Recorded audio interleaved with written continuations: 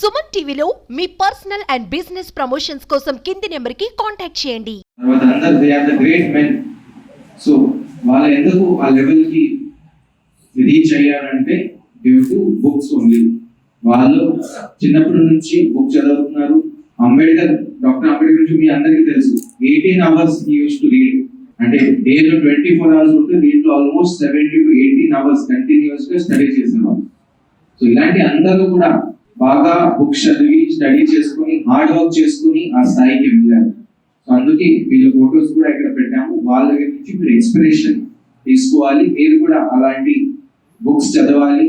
పుస్తకం గురించి ఇంకా అలవాటు ఉండాలి.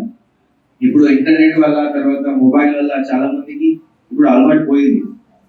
కానీ it is not good for your health. మీరు మొబైల్ తో అడిక్షన్ అవడానికి ఎక్కువ ఛాన్సెస్ ఉంటాయి. తర్వాత ఏదైనా టాపిక్ గురించి మొబైల్లో ఉంటే ఎన్ని పేజీలు ఉంటాయి, 2-3 పేజెస్ ఉంటే తర్వాత మన ఇంట్రెస్ట్ పోతో మనం వేరే ఏదైనా యాక్టివిటీ చేస్తాం. అంటే గూగుల్లో కానీ మొబైల్లో ఇన్ఫర్మేషన్ అయితే ఎక్కువ ఉంటుంది. ఒక బుక్ లో ఎంత ఇన్ఫర్మేషన్ ఉంటే దానికంటే 10 times మోర్ ఇన్ఫర్మేషన్ ఉంటుంది.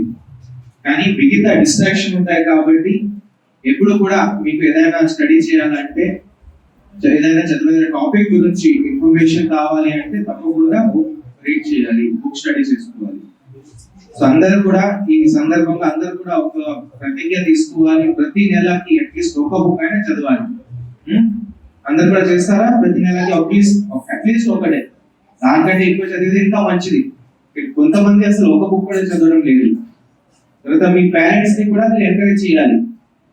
మీ ఇంట్లో అమ్మ నాన్న ఉంటారు, వాళ్ళని కూడా ఎంకరేజ్ చేయాలి. మీరు కూడా బుక్ చదవాలి. మీరు సొంతంగా చెప్తూ ఆటోమేటిక్ గా వీళ్ళు కూడా మీకు చూస్తూ వాళ్ళు కూడా ఇంకా బుక్ చదువుతారు. సో మీ ఫ్రెండ్స్ ని కూడా ఎంకరేజ్ చేయాలి. బుక్ చదవడానికి ఒక అలవాటు అందరూ ఉండాలి. తర్వాత ఈ గ్రంథాలయం ఇక్కడ ఉంది, అందరు కూడా ఇక్కడ రావాలి. ఇక్కడ మంచి బుక్స్ ఉంటాయి, ఫెసిలిటీస్ ఉన్నాయి. దాన్ని మీరు అందరు కూడా ఉపయోగించాలి. అండ్ కొంతమంది ఇంకా ఫ్యూచర్ లో కాంపిటేటివ్ ఎగ్జామ్ గురించి ప్రిపేర్ చేస్తాం అనుకున్నారు. అలాంటివి ఉంటే కూడా మీకు తప్పకుండా ఉపయోగపడుతుంది కూడా సెక్రటరీ గారు చెప్పారు.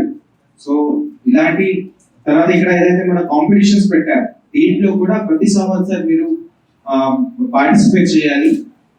అంటే కొన్నిసార్లు మీకు సొంతంగా తెలియదు మీకు ఏం స్ట్రెంగ్త్ ఉన్నాయి, మీకు ఏం పొటెన్షియల్ ఉన్నాయి. మీరు కాంపిటీషన్ లో పార్టిసిపేట్ చేస్తే అప్పుడు మీకు తెలుస్తుంది మీ ఏదైతే స్ట్రెంగ్త్ ఉంటాయి, మీ ఏదైతే యూఎస్పీ ఉంటుంది అది బయటికి వస్తుంది. కాబట్టి అందరూ కూడా డిఫరెంట్ కాంపిటీషన్ లో పార్టిసిపేట్ చేయాలి. ఎక్కడైనా ఉంటాయి, స్కూల్లో కాంపిటీషన్ ఉండొచ్చు, ఇంటి దగ్గర ఉండొచ్చు, గ్రంథాలయంలో ఉండొచ్చు, ఎక్కడైనా కాంపిటీషన్స్ ఉంటే దీంట్లో మీరు అందరూ కూడా తప్పకుండా పార్టిసిపేట్ చేయాలి. అండ్ మీకు చెప్పినట్టు నెలకి అట్లీస్ట్ 1-2 బుక్ అయినా అందరూ కూడా చదవాలి.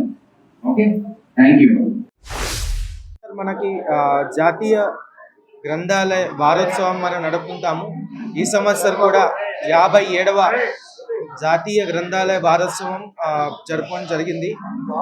ఇది పోయిన వారం నుంచి 14వ తారీఖు నుంచి ఇవాళ వరకు 20th వరకు రకరకాల ప్రోగ్రామ్ డిఫరెంట్ ఏజ్ గ్రూప్ కోసం పెట్టడం జరిగింది. పిల్లల కోసం కొన్ని ప్రోగ్రామ్, తర్వాత అడల్ట్ కోసం కూడా, మహిళల కోసం కొన్ని ప్రోగ్రామ్, ఇలాంటి ప్రతి ఏజ్ గ్రూప్ కోసం కొన్ని ప్రోగ్రామ్ ఏర్పాటు చేయడం జరిగింది. దీంట్లో చాలా మంది పార్టిసిపేట్ చేశారు. దాదాపు 400 మంది ఈ అన్ని కాంపిటీషన్స్లో కానీ దీంట్లో పార్టిసిపేట్ చేశారు. ఇప్పుడు 14వ తారీఖులో మన honourable X prime minister Nehru గారు జయంతి రోజు బాల్ దివస్ ఉంటుంది. ఆ రోజు కూడా పిల్లల కోసం కార్యక్రమం ఆయోజన చేయడం జరిగింది. తర్వాత 15వ తారీఖు 15th రోజు బుక్ ప్రదర్శన కూడా చేయడం జరిగింది. ఇప్పుడు ఏదైతే బుక్ నోవెల్ ఉంటాయి దీని మీద చాలా ఇప్పుడు ఇంట్రెస్ట్ కొంచెం తగ్గింది. కాబట్టి ఇంకా దీని మీద ఇంట్రెస్ట్ ఎంకరేజ్ చేయాలి ఈ ఉద్దేశంతో దీని మీద బుక్ ఎగ్జిబిషన్ పెట్టడం జరిగింది.